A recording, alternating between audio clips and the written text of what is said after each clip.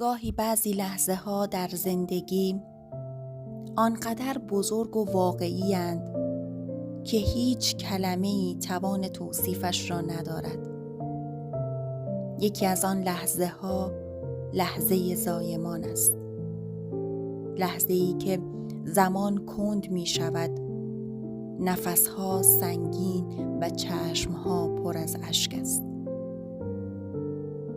اشکی از درد، از ترس، اما در عمقش امید می جوشد. مادر روی تخت دراز کشیده، هر نفسش جنگی است میان درد و عشق. ثانیه ها به کندی می گذرند، اما در دلش صدای آرام نجوا می کند. یک قدم دیگه، فقط یک قدم دیگه. دردها مثل موج می آیند و می روند، اما در میان آن همه سختی، جرقه‌ای از نور در دل مادر روشن است. نوری که نامش زندگی است.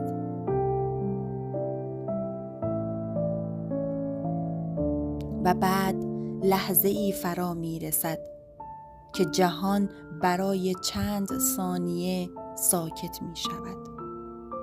صدای گریه نوزاد و چشمانی که به هم گره می خورند.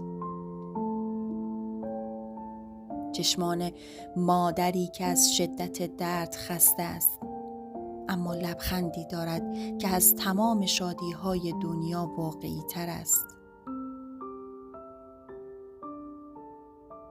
تمام سختی‌ها، تمام دردها در یک لحظه رنگ می‌بازد. وقتی صدای اولین گریه را می‌شنوی، وقتی کوچولوی وجودت را در آغوش می‌گیری، می‌فهمی که معنای زندگی همین است. همین عشق ناب. مادر بودن فقط یک واژه نیست، یک معجزه است. معجزه‌ای که از میان درد می‌گذرد تا عشق زاده شود. برای تمام مادرانی که درد را تاب آوردند تا زندگی بخشند، شما قهرمانید. قهرمانانی بی ادعا.